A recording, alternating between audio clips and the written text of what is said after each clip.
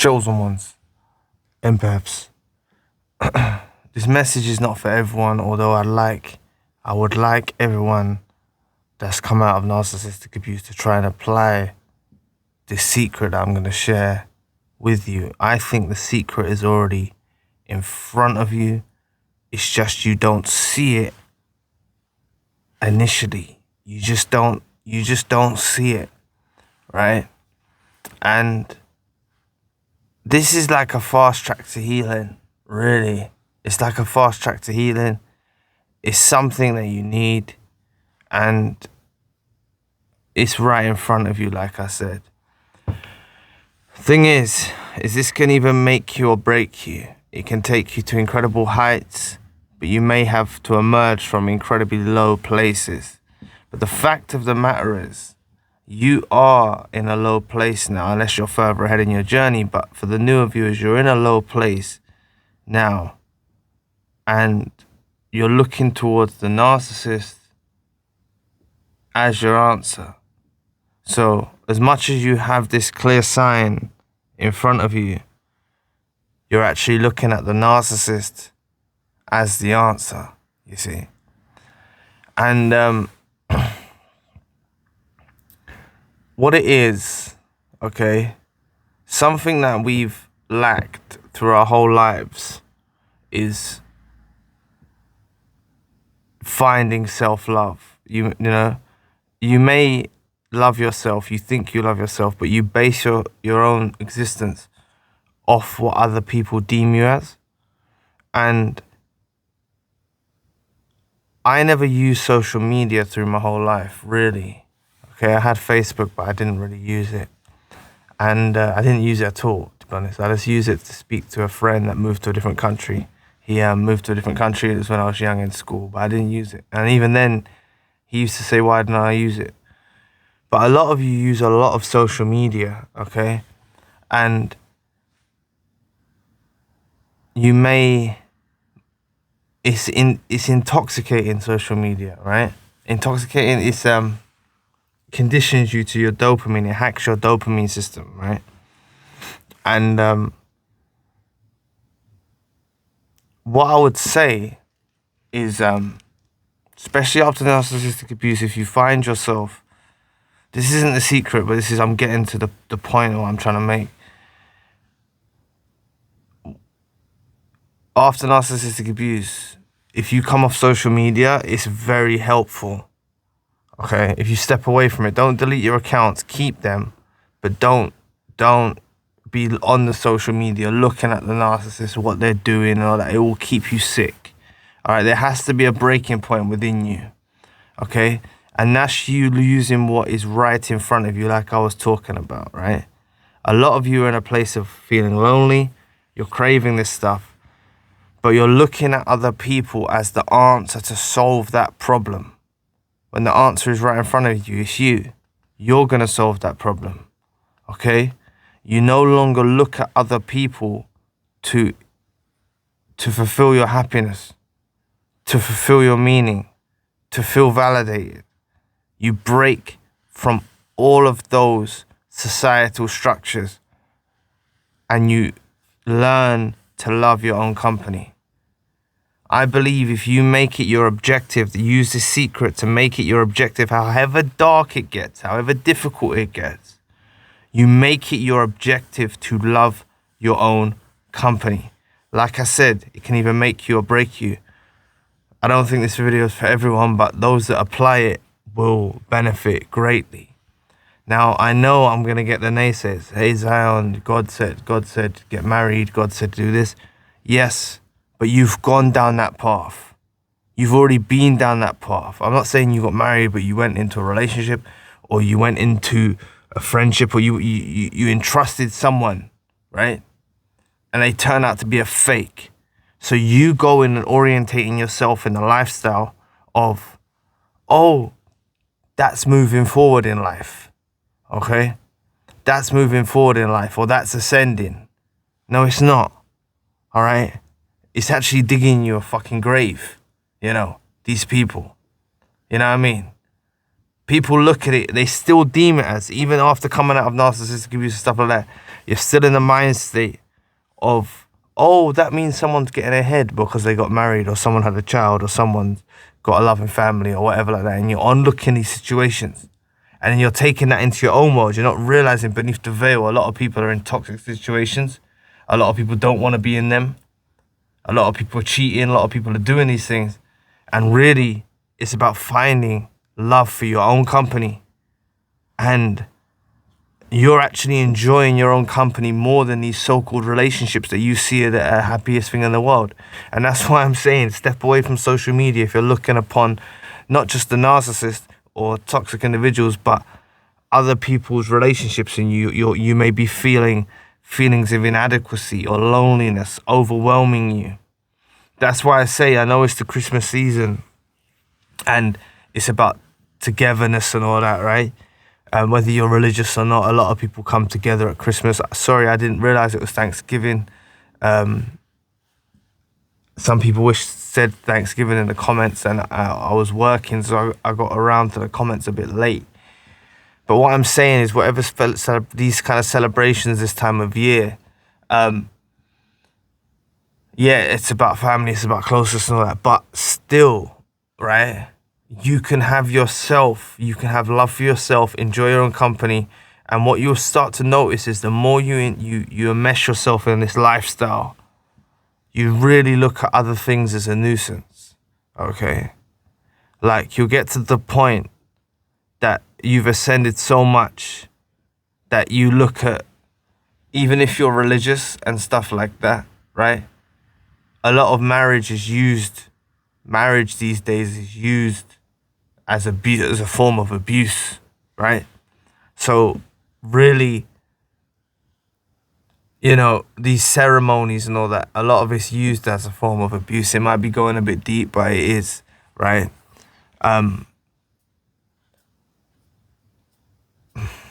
How can I put it? Like, it's built on superficial stuff. That's what I'm trying to get at. A lot of it's not. Basically, marriage is a contract between you and the person and something, right? God or whatever. Like, you make I spoke to some people in sessions about this. Maybe he's watching. He'll remember what I was talking about. And someone else mentioned the terminology that they do in the UK. He may be watching as well. Basically, that's like it's like a contract, right? But that's being stripped away, and what it's about now is like subserviency and they've got the person, all that, right? People are deeming that as moving ahead in life, and really I think that the human race is going through life and never finding themselves, which is why it seems to be now that there's more and more chosen ones and empaths that are maybe feeling isolated, maybe feeling rejected, maybe feeling like that. And you need to master these feelings and realize you're actually in your element. You're actually in your best zone, having your alone time. So you work towards, what I say is, coming out of a narcissistic relationship, work towards loving your own company more, not feeling like you're missing out, not feeling like, you know, and you're not depressed. You're not down about it. You're not desiring a companion. You're not desiring to have this happy family life and all of that, all entrusted in another person. You're not looking for that. And I know it sounds cliche, but when you're not looking for these things and you're focused in on your own life, yeah, you do miss opportunities, but a lot of those opportunities that you miss are bad for you. And you'll work towards finding something of meaning, okay? And that's what it's all about. Like I'm saying to you, if I was, you know, everyone sways, right? Everyone sways from now and then, right? But if I was, what I mean by sway is you get lured out into friendships and relationships and things like that, right? That's what I mean by it. Everyone goes to that to a certain extent, but you may be very isolated at this moment in time, and I want you to know it's your gift, right? It's really a beautiful, beautiful gift. to have your alone time and master the concept of loving your own company. Okay? Just loving your own company is not being depressed about it. Your mood is you're at a constant state. You know what I'm saying? You're at a good state in your frequency and your mood, right? And when you start to actually even contemplate maybe meeting with a friend or something like that, it starts to become, not you get social anxiety, but because you can hold a conversation, right? You can indulge, but you just see it as superficial fucking bullshit. Going back to the fucking marriage point, a lot of that is superficial bullshit as well. And it's not actually the moral principles of what it's about. No one believes in that no more. So it's a fucking waste of time, right? It's a waste of time, you know? So holding on to those fantasies and stuff like that, okay? Unless you find someone that is sincere, but don't hold on for that. Like I say, don't hold on for a hoover from a narcissist. Don't hold on for finding the person of your dreams, you know? That shit needs to be eradicated. I don't know how to start incorporating this in the content, but with the amount of narcissists out there, it's actually a danger to be going around with the mind state with someone who meticulously mirrors you and tries to give off the soulmate persona. So much so that you're going around looking for your soulmate. It's an entrapment. It's a danger, okay? It's really a danger. So this is the secret, I believe, to healing from narcissistic abuse, is finding love in your own company more than any other company. It's always been with me ever since I was young. I mentioned this in a recent video as well. Even when I was young, friends used to knock on the door. You know, I wanted to stay in and play my PlayStation, right? And I used to play it a lot. I used to be outside a lot, but I didn't realize I was drained. So maybe a new game come out and I was using that as an outlet to recharge and be in my house and just chill out. I was always out in the neighborhood or whatever. You know, I was always out a lot. But it's so counterproductive, you know. It's so counterproductive.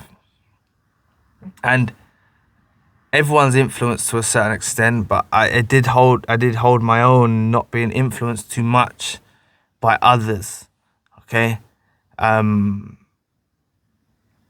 In certain things, I didn't get influenced. I knew, that's on a side note. But look, healing, spending time alone, mastering the time being alone, you know, look, like I said, if I had any distractions, I wouldn't be able to make the content, right? If you benefit from the content, I wouldn't be able to make the content. I wouldn't be able to hold sessions, right? I wouldn't have been able to do the things that I've done with the membership channel, and I wouldn't be able to, do the work that I do in work. I wouldn't be able to do it, and people don't quite understand that. But I know I'm not saying I'm very successful or anything like that, but I'm saying I feel like I have a life of meaning. Like I wake up in the morning and I want to try to spread awareness or, connect, right? And spread awareness to you, right?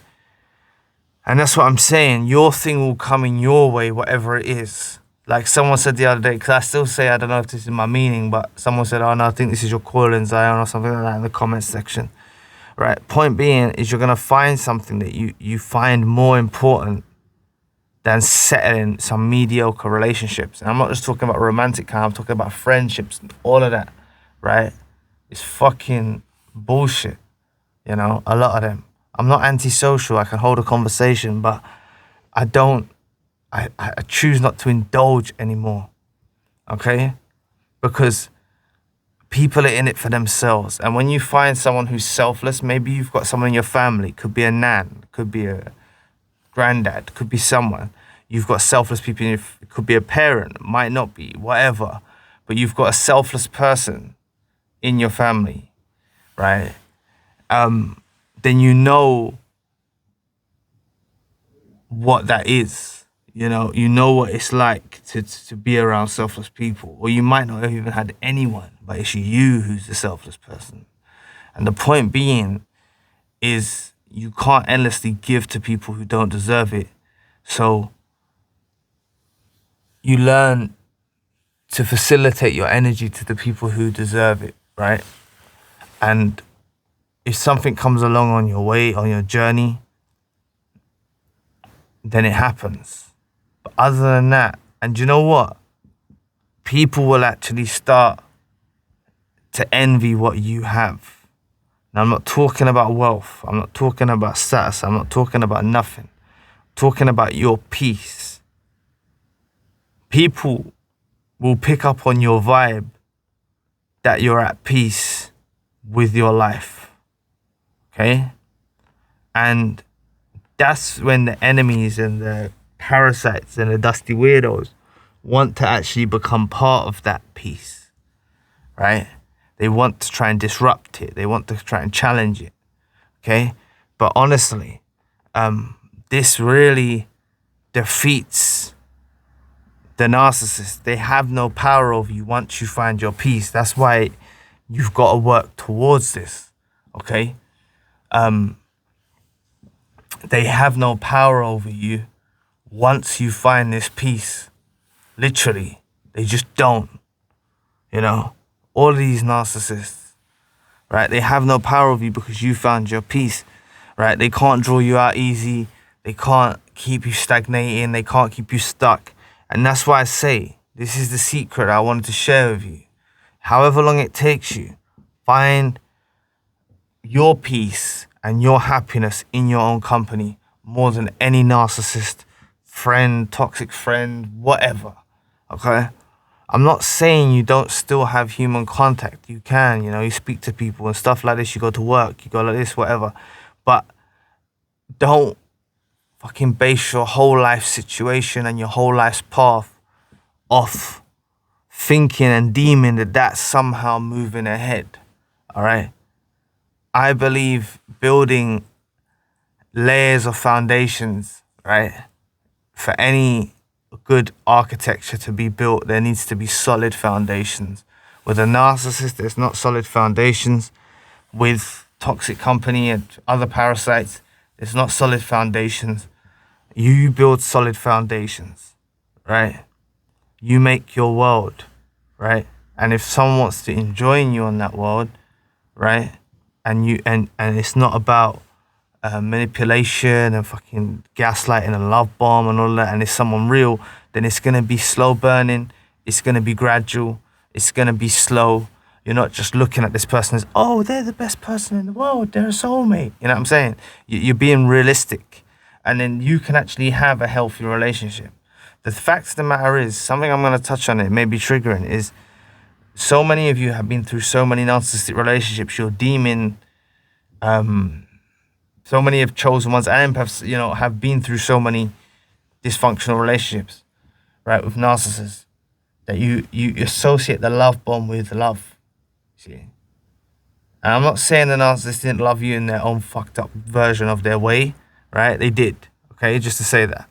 But the rush that you get from a love bomb and all of that intensity, it's not going to be like that with someone normal, someone decent.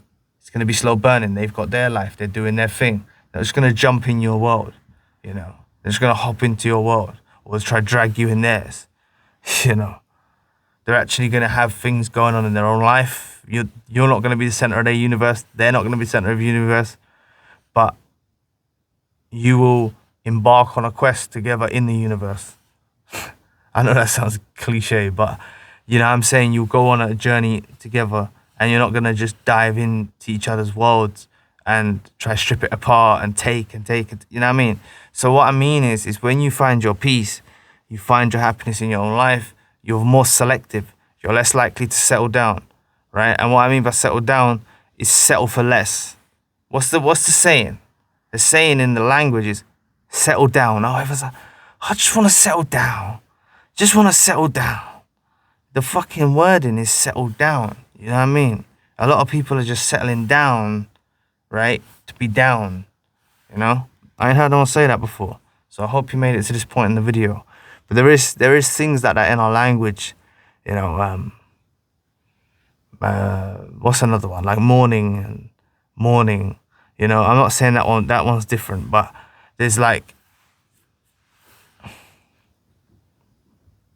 things you associate with good, and there's a similar word that's bad. But with the down, you know, it is actually settled down, you know.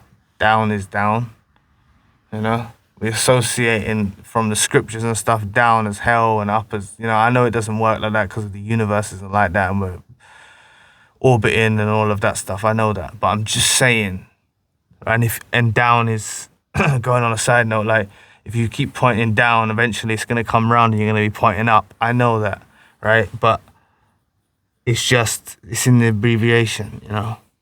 So a lot of people are choosing this lone wolf path, right? Or they're choosing to go solo. It doesn't have to be for a lifetime, but finding a peace by yourself in your own world is very crucial.